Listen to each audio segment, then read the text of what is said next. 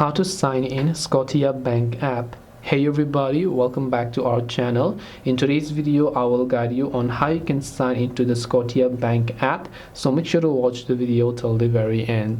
Now if you'd like to sign into the Scotiabank app, first of all make sure you download the official app from both your Play Store or your App Store depending on what device you're using.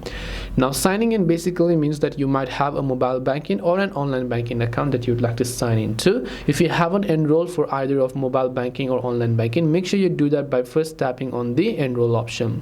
Now here you can see what's your username or the card number. Just make sure to enter your username or card number, then tap the continue option to forget and enter your password. Now once you are logged in, you'll be logged in, but in other case or in very rare cases you might not remember your password. You can also tap on forgot your username or password here to reset your password and info depending upon and by providing the details that your bank asks you to. This way you can sign into the Scotiabank app. Hope this video was very helpful. If it did help you, make sure to leave a like and subscribe to the channel. If you have got any questions, feel free to leave them down below. Thank you for watching and see you soon in the next video.